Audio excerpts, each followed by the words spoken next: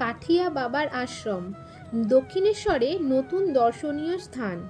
রাধে রাধে বন্ধুরা, আজ আমি চলে গিয়েছি শ্রী স্বামী ধনঞ্জয় দাস কাঠিয়া বাবার আশ্রম।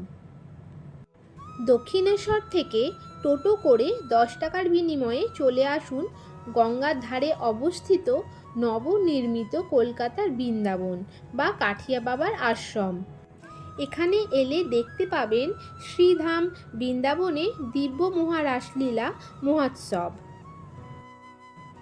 এখানে দেখতে পাবেন শ্রীকৃষ্ণের গোবর্ধন পর্বত 1 আঙুলে উত্তোলনে লীলা। দেখতে পাবেন পৌরাণিক নানা কাহিনী, সমুদ্র মন্থন হইতে 14 রত্নের উৎপত্তির কাহিনী। এখানকার বড় সুন্দর কারুকার্যময় গেট খুব ভালো লাগবে।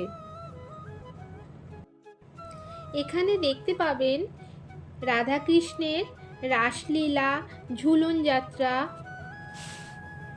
গোচরণ লীলা, ফল বিক্রয় করিবার লীলা, নিধিবন, দামবন্ধন লীলা, ভগবান বিষ্ণুর দশাবতার লীলা, কৃষ্ণের বাল্যলীলা থেকে বিষ্ণুর 10 অবতার লীলা সবই এখানে দেখতে পাবেন। বিকাল 5টা থেকে 7:30 পর্যন্ত মন্দির খোলা থাকে দর্শনার্থীদের জন্য। সন্ধ্যা 6টার সময় উপরের মন্দির খোলা হয় এবং সেখানে সন্ধ্যা আরতি হয়।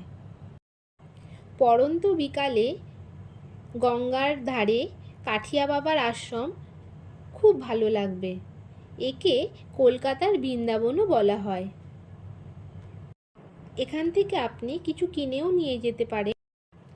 আশ্রমের ভিতরে দোকান রয়েছে। আজ বিকেলটা খুব ভালো কাটলো, মনে হচ্ছে যেন এক অন্য জগতে আছি। আপনারাও আসতে পারেন, খুব ভালো লাগবে কলকাতার বৃন্দাবন দেখে। ভিডিওটা এখানেই শেষ করলাম। রাধে রাধে বন্ধুরা।